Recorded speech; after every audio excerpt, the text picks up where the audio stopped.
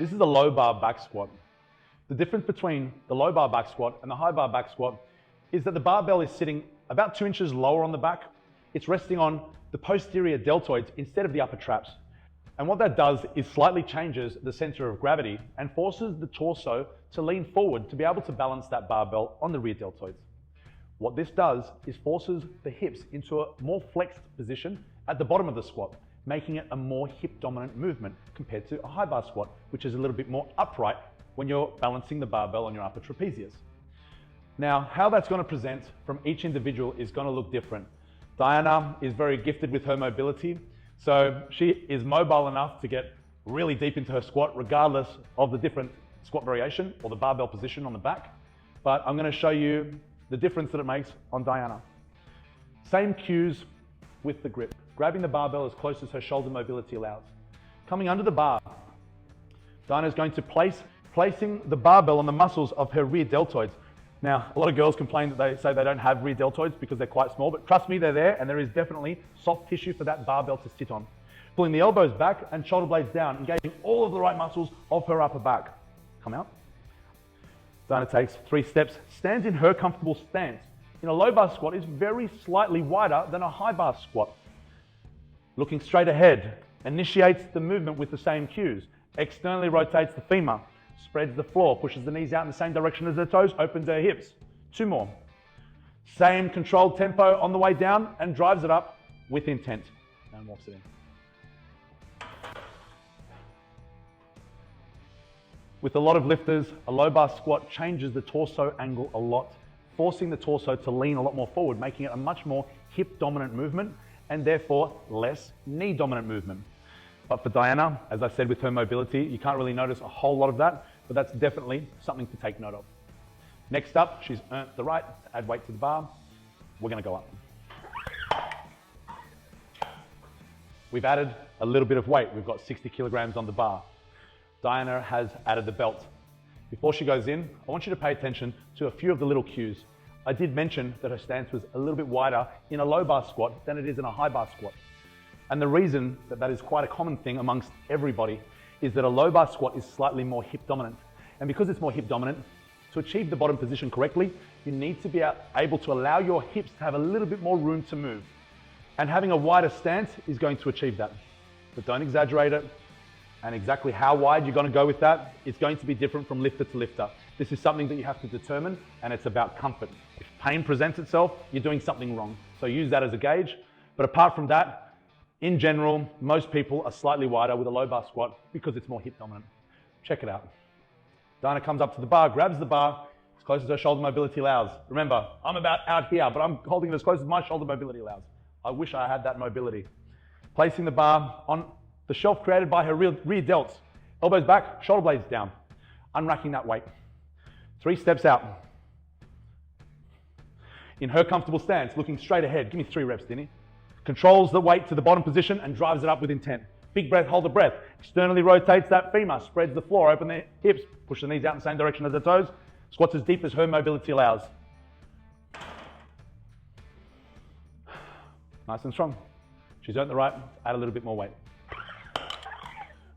We've got 70 kilograms on the bar, but before we squat this, I'm going to address a little thing about squat depth. Now, if we have a look at the cues that I've been giving, I've been telling Dinny to go as deep as her mobility allows. Now let's have a look exactly how deep her mobility allows.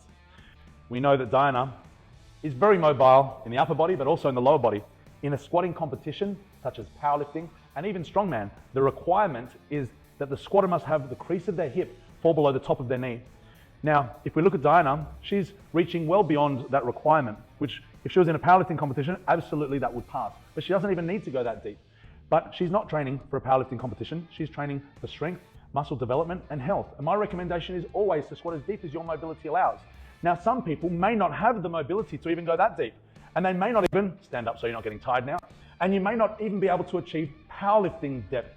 And if you're not a powerlifter, you don't have to go as deep as Diana just because you saw that on this course we're teaching full depth squats. If you're going deeper than what your mobility allows, and what we're looking for is the neutrality of your pelvis position and also your spine. If your pelvis is tucking under and your lower back is rounding, you're going too deep. Don't do that. Under load, you're increasing the risk of lumbar spine injury or disc injury. So don't do that.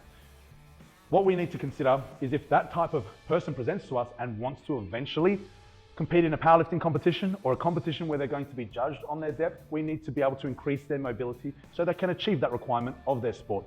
But apart from that, you don't need to go ass to grass with your squats just because it looks cool on the internet. So now we're going to demonstrate that underload. 70 kilograms on the bar. I know Diana's strong enough to hit this weight and go even more. So what we're going to do is just do 1 rep just to feel the weight. Stimulate, not annihilate. Belt on.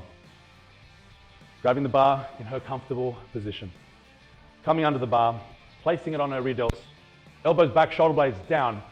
That's creating some great tension in her upper back to support that heavy barbell on her spine. Unracking that weight, stepping out with 3 steps. Initiates by externally rotating that femur, switching those glutes on, spreading the floor, knees out, open the hips. Drives it back up to the start position, nice and strong.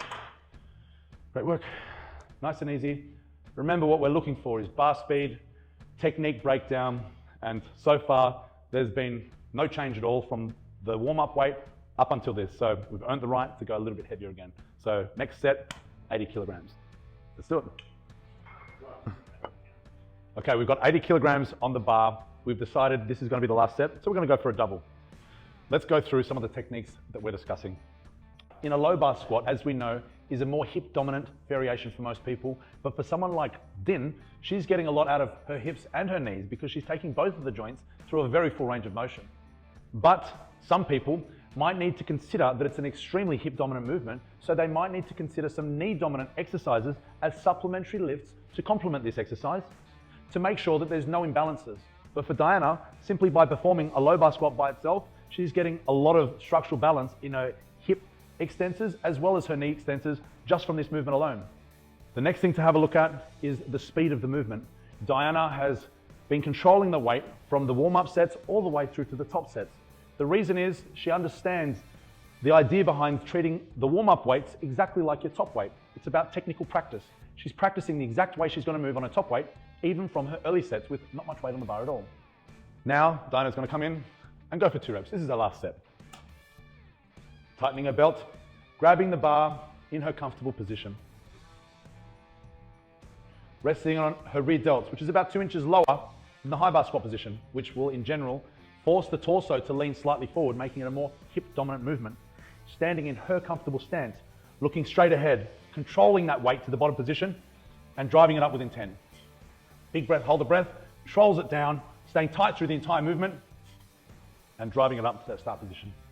No technical breakdown, no slowing down of technique, but it's a nice challenging weight. We don't need to break her down just to test to see if she can do it. That was a great squat. Nice work, Dinny.